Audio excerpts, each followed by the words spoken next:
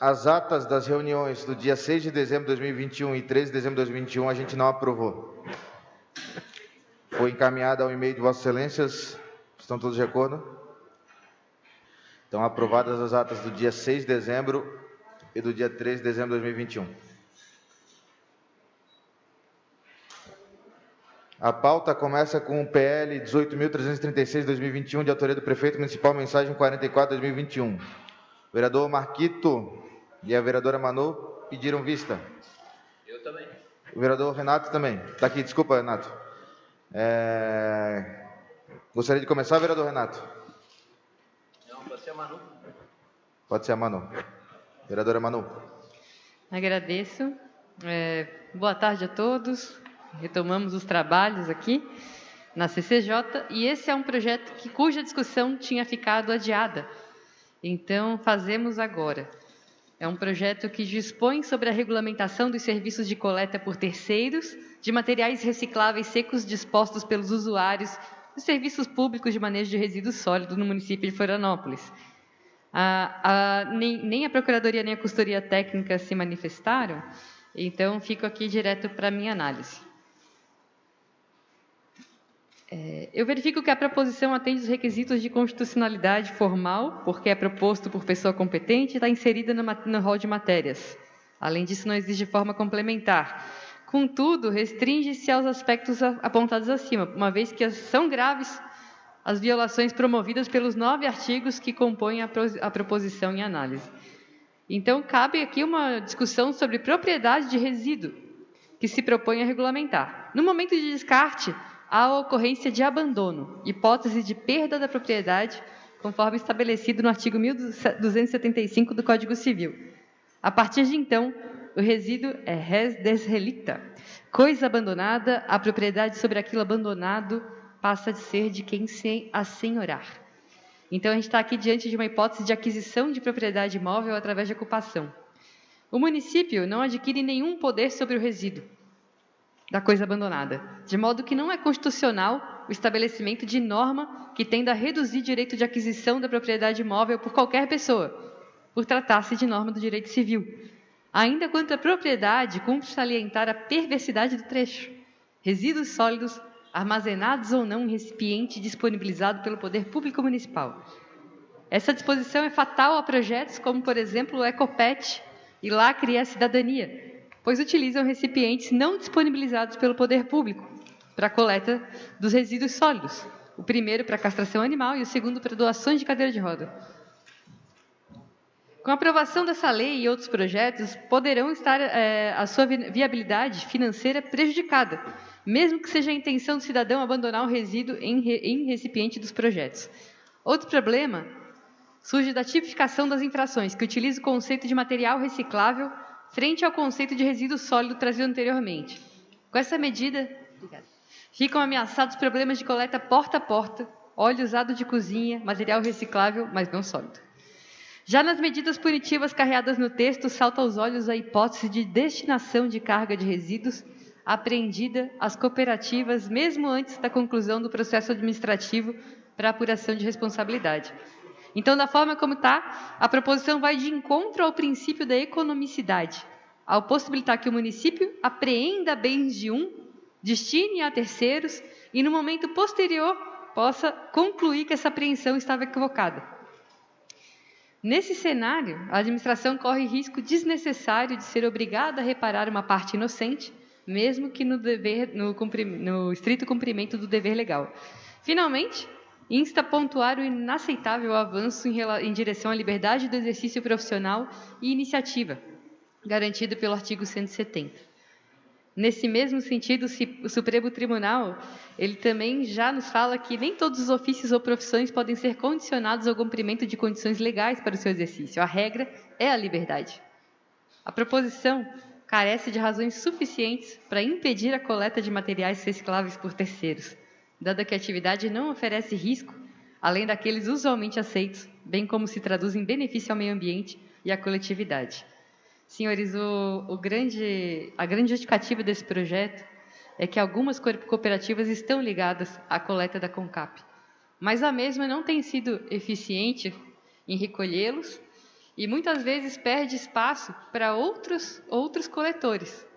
E nós aqui estamos com uma meta de lixo zero para 2030, mas estamos fazendo esse projeto que vai num contrassenso. Ele impede outras pessoas de deixarem a nossa cidade limpa, vejam só. E não faz o menor sentido que a gente avance com esse projeto. Então, acredito que nós estaríamos punindo partes muito vulneráveis que hoje dependem da coleta. E, de fato, a fiscalização ela é deficiente, mas quem precisa melhorar é a CONCAP. Obrigado, vereadora. Ficou claro que eu voto pela rejeição, né? Ficou. Tá bom. Vereador Marquito.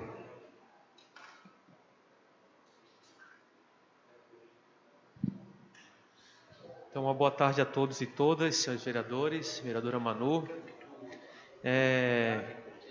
Esse projeto, ele foi um projeto que a gente debateu muito ali no mandato, também conversou com associações cooperativas, com catadores individuais, independentes, autônomos, do município, de fora do município, né? Conversou também com organizações que têm esse trabalho voltado à questão da preocupação sobre a coleta seletiva, e a gente fez um voto de vistas no sentido de tentar, ou no esforço de melhorar a matéria, né?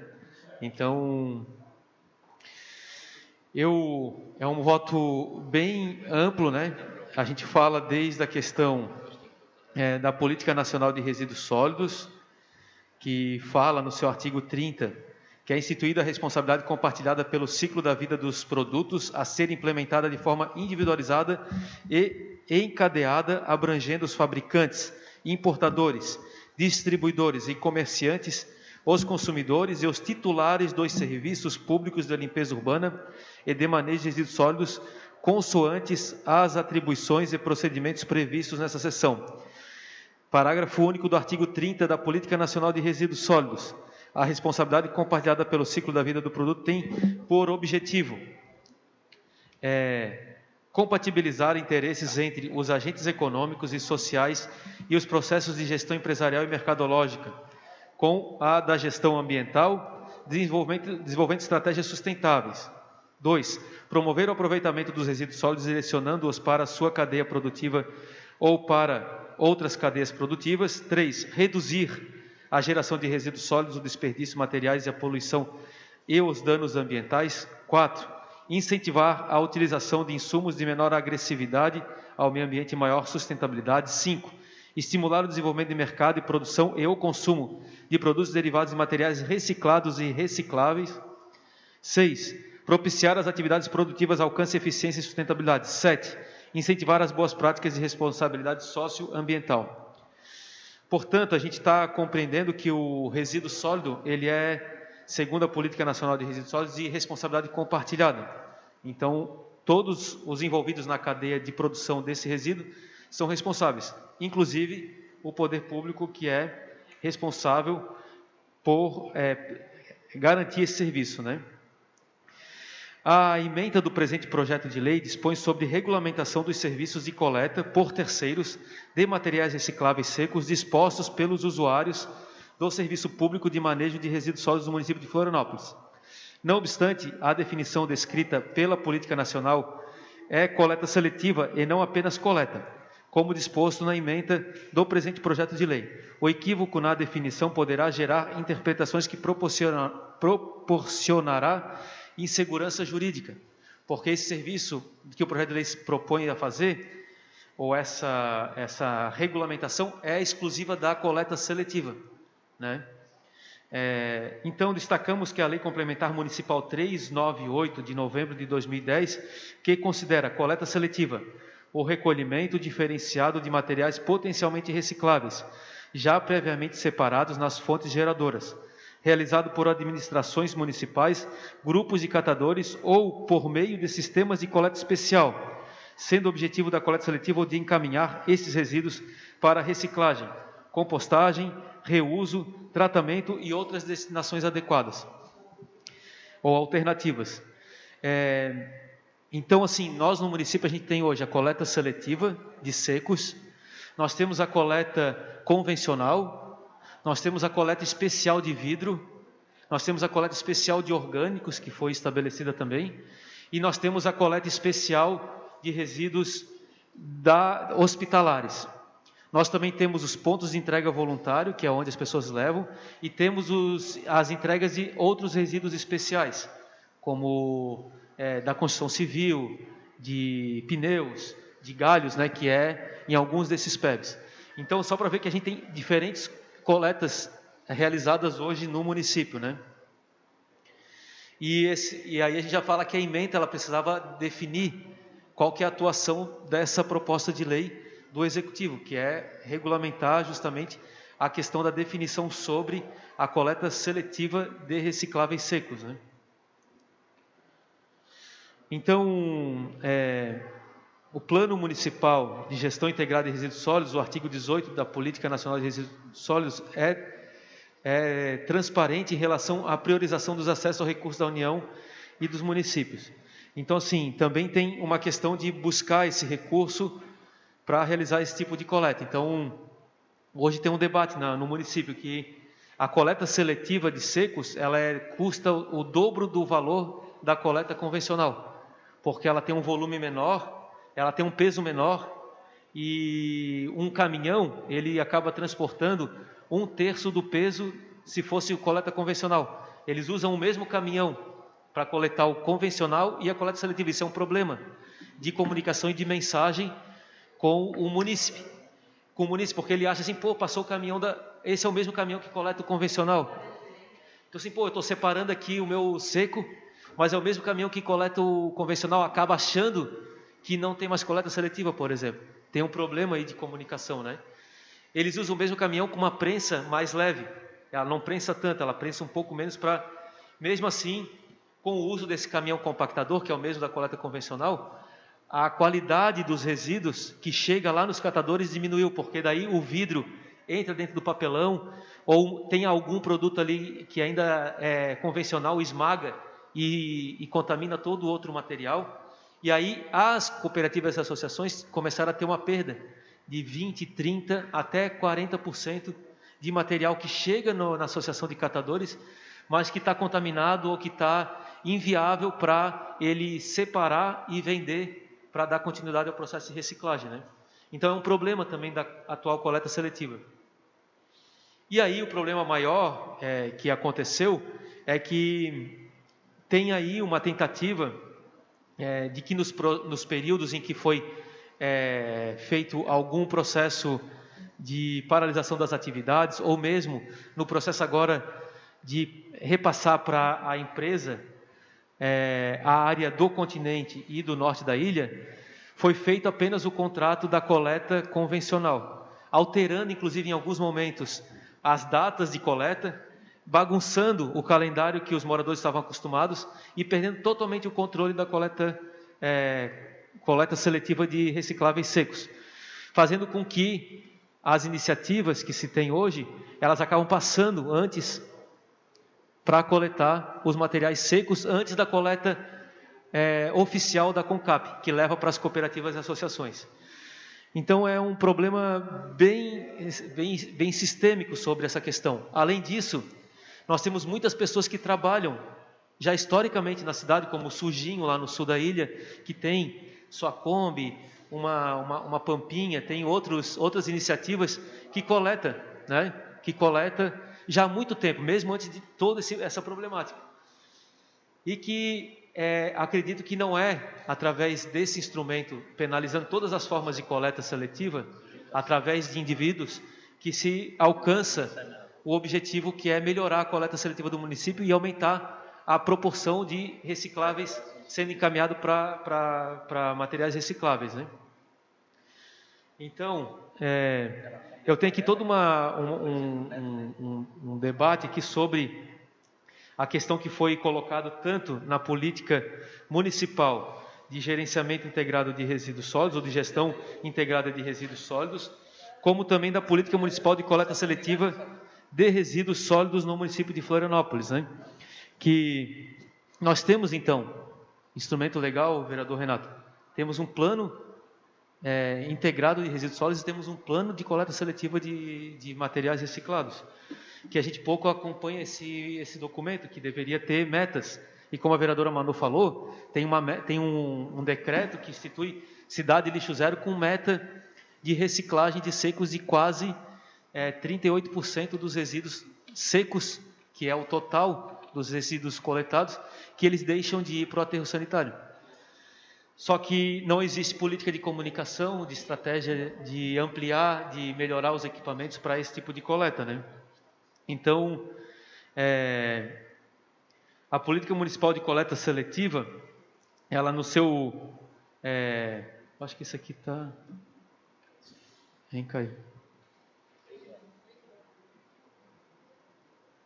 Uhum.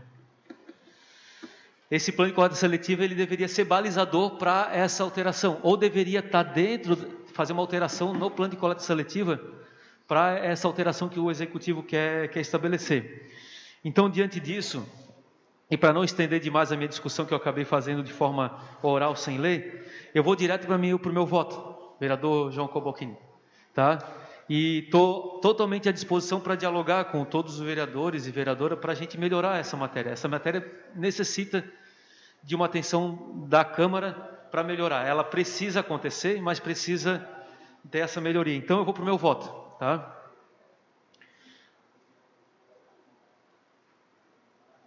Eu gostaria de deixar à disposição também o nosso voto de vistas, que foi muito bem elaborado aqui pelo CAI, pela assessoria, depois de várias rodadas de diálogo aí com as organizações ligadas à reciclagem.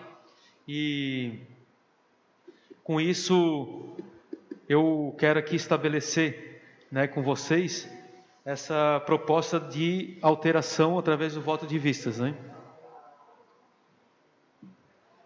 O voto. Diante do exposto, voto pela normal tramitação da matéria com acolhimento das seguintes emendas. Com algumas emendas. A emenda para vigorar a seguinte redação: regulamentação do serviço de coleta seletiva por terceiros de materiais recicláveis secos dispostos pelos usuários dos serviços públicos de manejo de resíduos sólidos do município de Florianópolis.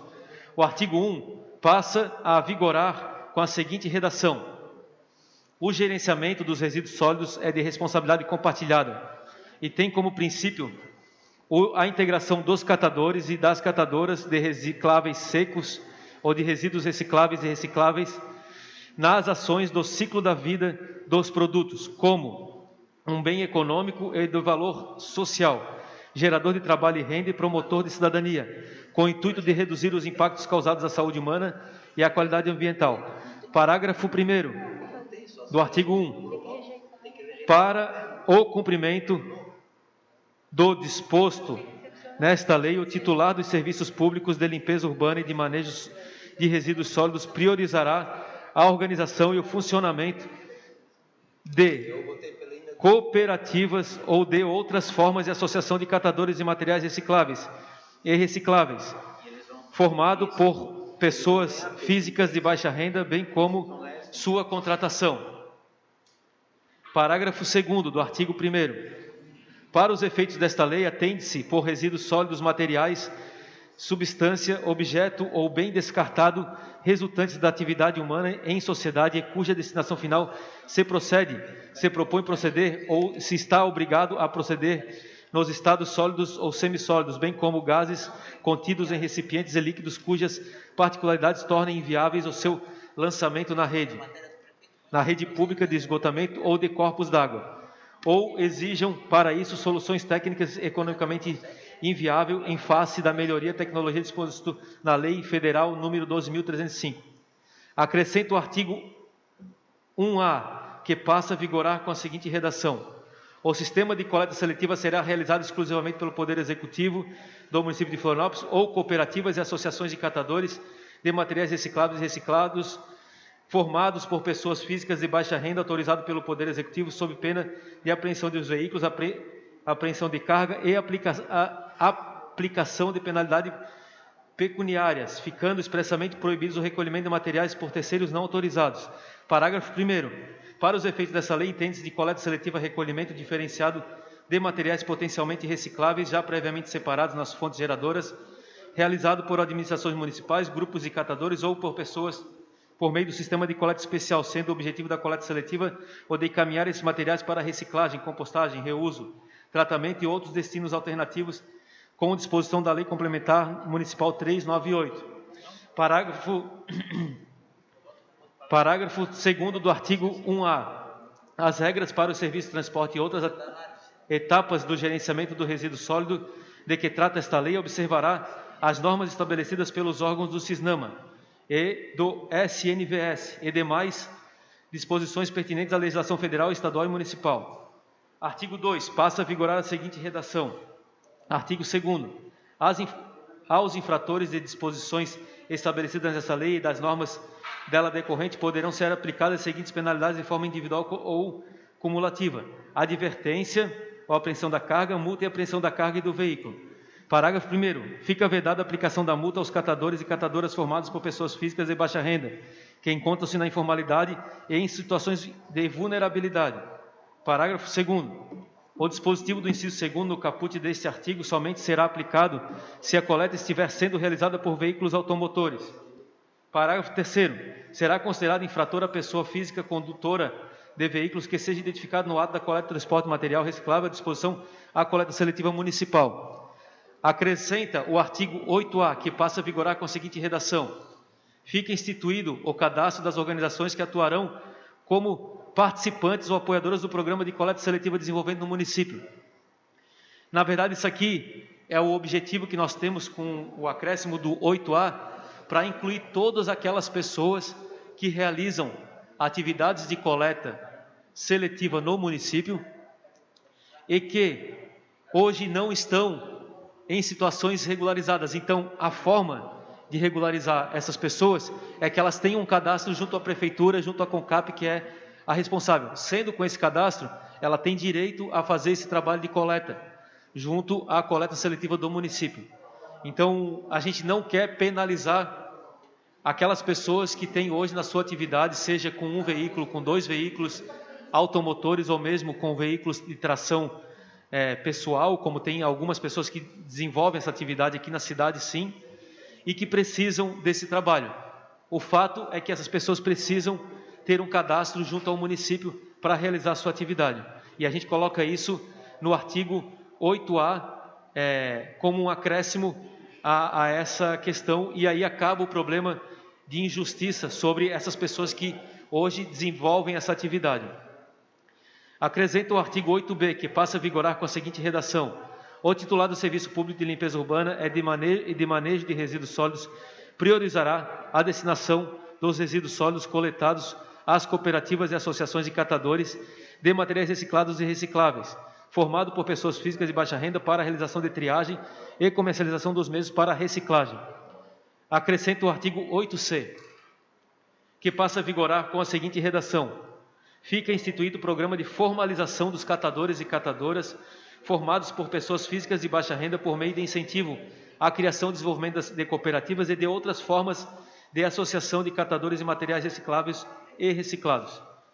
Essas são a proposição. De forma geral, o que a gente está colocando, vereador Cavalcini, é que essa lei não seja punitiva para aqueles que tenham da sua forma de geração de trabalho, emprego e renda a coleta seletiva, mas que a prefeitura cria um programa de cadastrar essas pessoas, de ter um acompanhamento sobre essas pessoas, e mais do que isso, que a gente tenha também segurança para essas pessoas trabalharem, né? Então, esse é o nosso objetivo com as nossas emendas aqui. Vereador Renato. Seja bem-vindo, vereador Gabriel.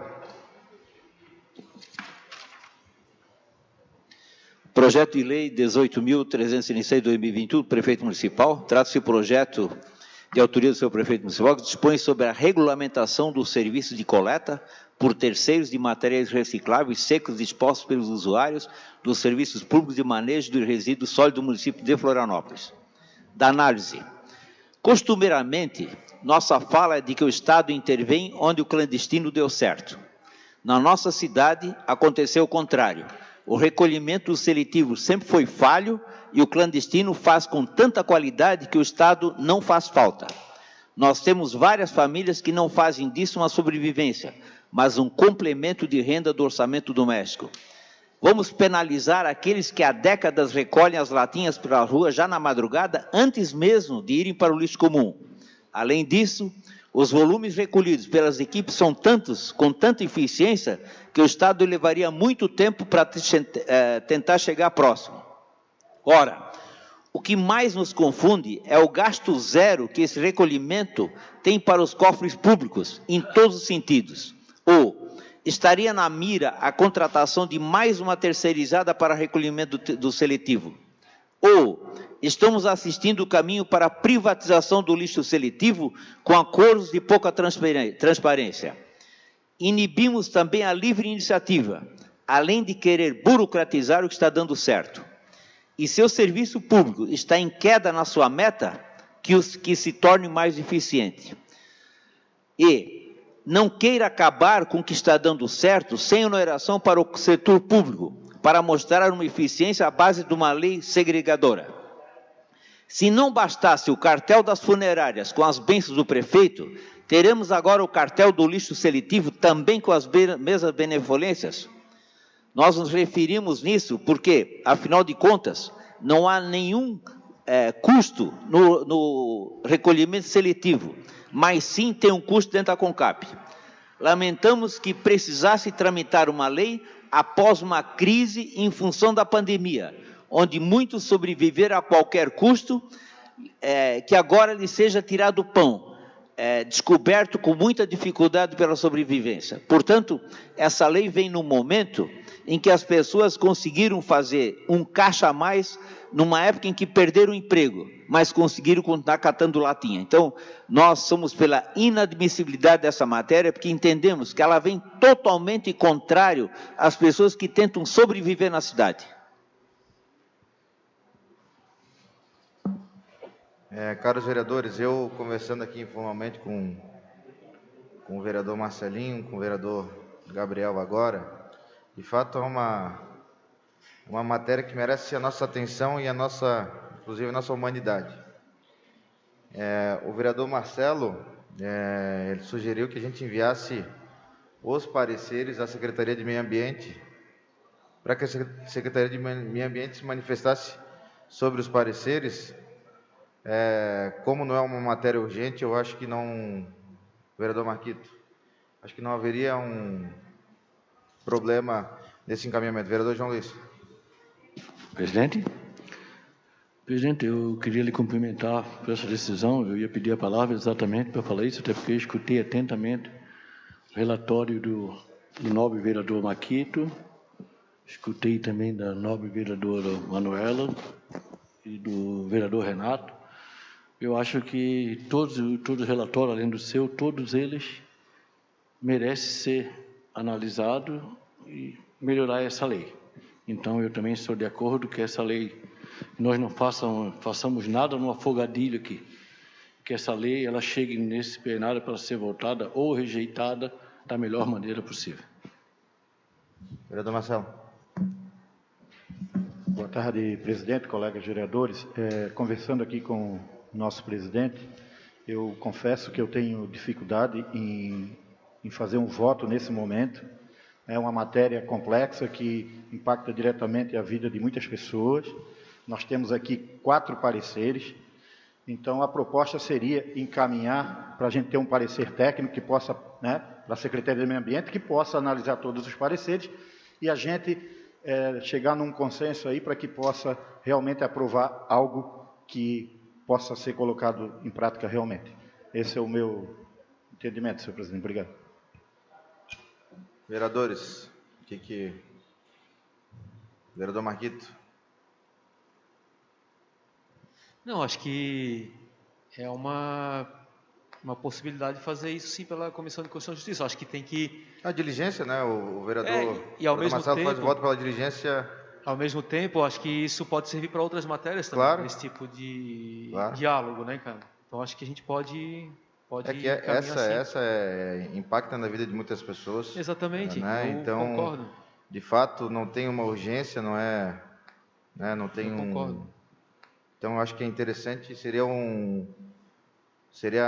a solução mais adequada ao momento, até para que a gente possa analisar, ainda que a gente tenha ficado o ano passado algumas algumas reuniões adiando esse voto, mas é interessante também que o Executivo se manifeste, inclusive acerca da proposta de Vossa Excelência, que tem várias mudanças, várias sugestões que às vezes podem ser acatadas ou não, que não foram pensadas lá no início, quando trouxeram o projeto. Acho uma boa e me coloco inteiramente à disposição para fazer esse diálogo, para apresentar, e porque coloquei o maior objetivo é fazer desse projeto de lei do Executivo um projeto que realmente amplie e valorize a coleta seletiva e todas as pessoas que hoje estão tirando a sua renda, o seu complemento de renda, a sua renda, através dessa atividade, né, de coletar, separar e direcionar para a cadeia produtiva da reciclagem. Eu acho que o nosso papel enquanto vereador é não proibir as coisas, mas ajudar com que as pessoas, né, possam atender à legalidade.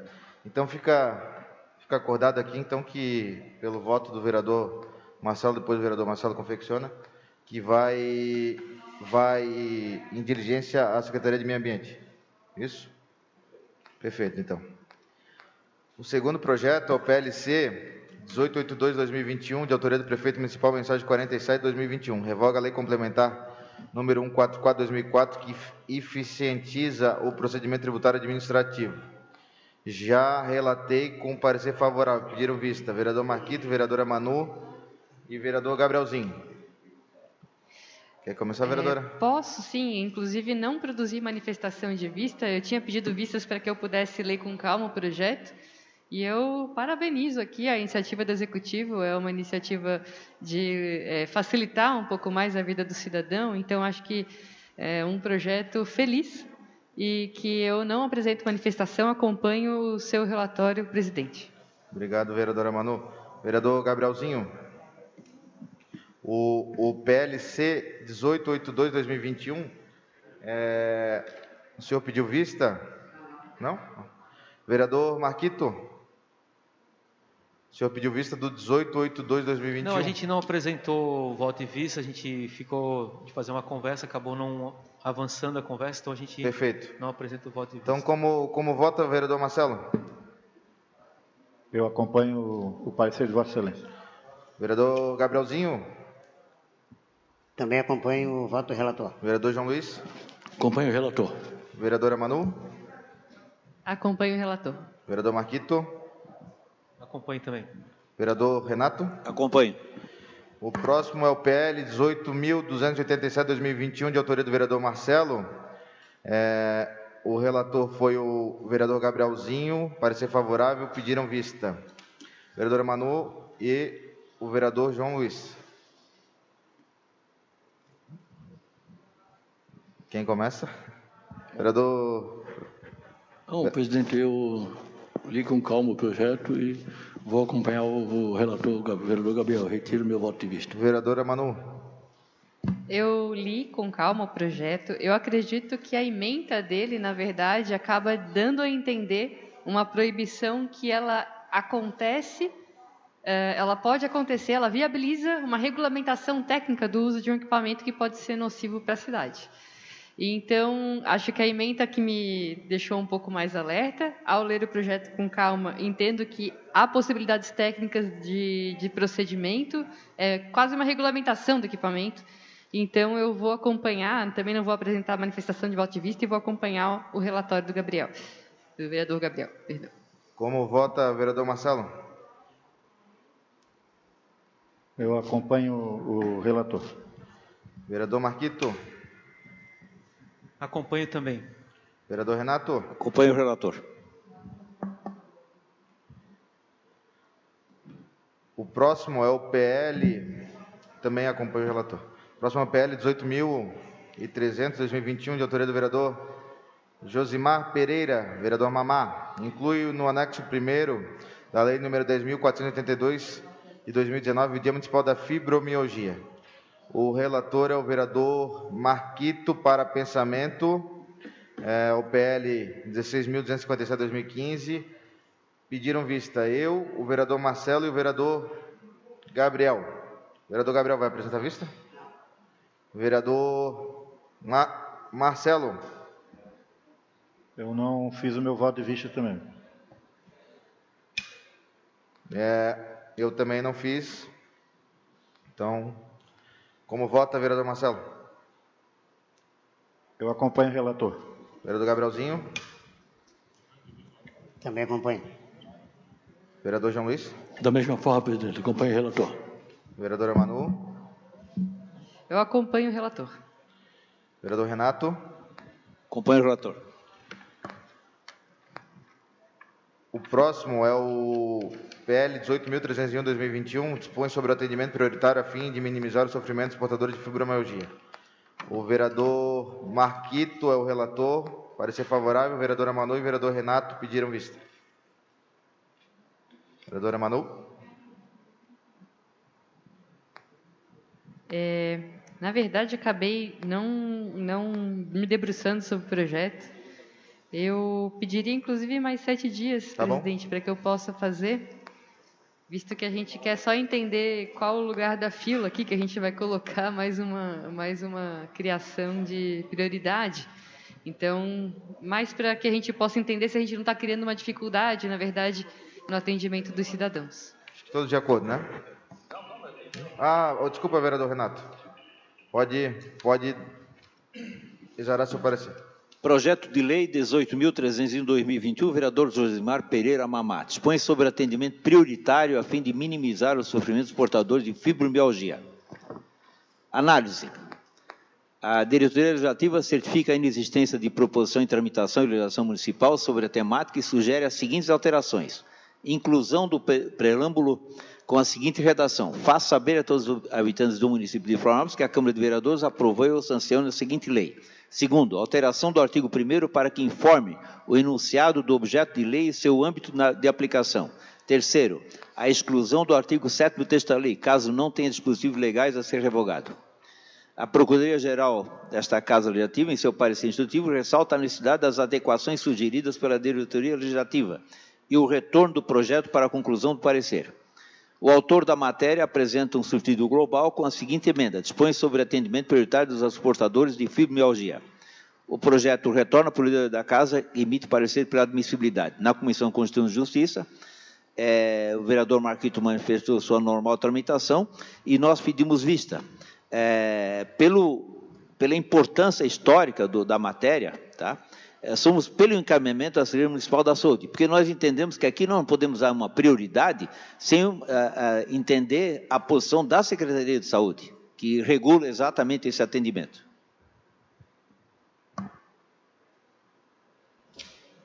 Então, Presidente, Pois eu abro mão de pedir mais tempo para o meu voto para acompanhar a diligência externa aqui com o vereador Renato. vereador Gabrielzinho, como vota, Vossa Excelência? Também acompanho o vereador Renato. Vereador Marcelo? Eu acompanho o vereador Renato. Vereador Da mesma forma, presidente, acompanho o relator. Vereador Marquito, mantém ou... Não, eu vou acompanhar o voto em vice-vereador Renato.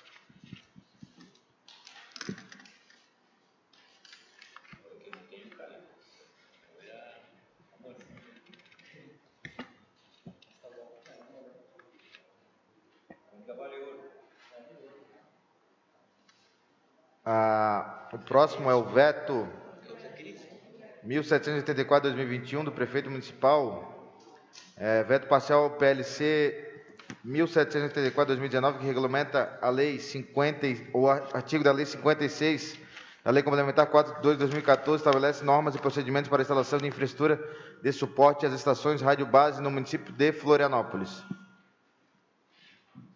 Vereadora Manu.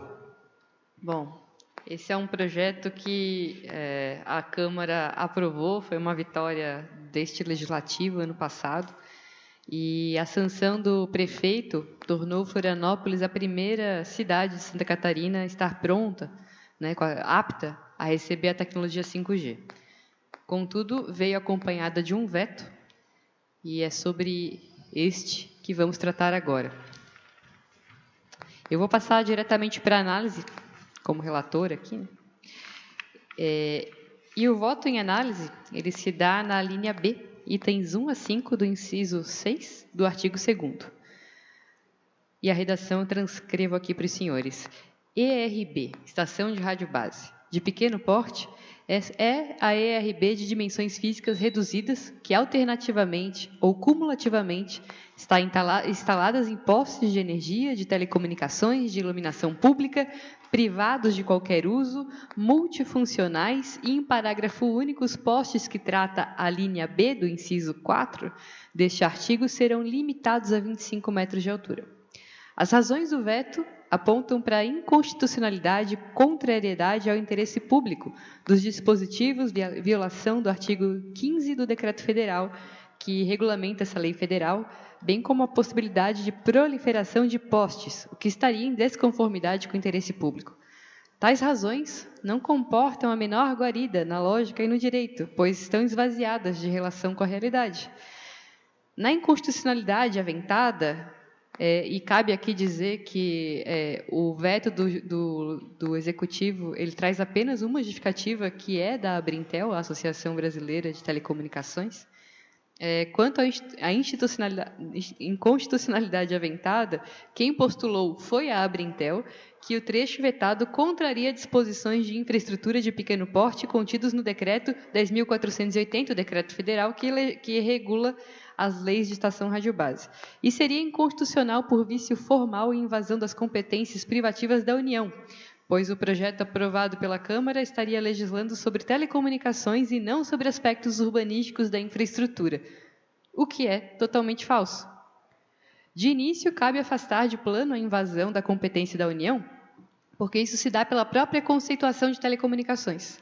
Em nenhum momento o projeto aponta limite de exposição a campo eletromagnético, alocação de frequência, qualquer espectro de transmissão, qualquer outra medida semelhante. Trata tão somente da altura das torres destinada à instalação das antenas, matéria eminentemente de caráter urbanístico.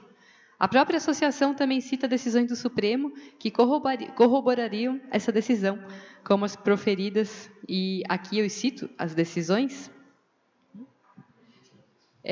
que aqui trata a proibição de instalação de sistemas transmissores ou receptores a menos de 50 metros das residências, que afronta a competência privativa da União para legislar sobre telecomunicações, e também outra arguição de descumprimento, que o dispositivo legal impugnado, ao prever que os sistemas transmissores de telefonia não poderão ser instalados nas áreas localizadas até 100 metros de residências, parques, praças, jardins, integrantes de patrimônio histórico-cultural, áreas de preservação permanente, e invadiu competência privativa da União para legislar sobre telecomunicações.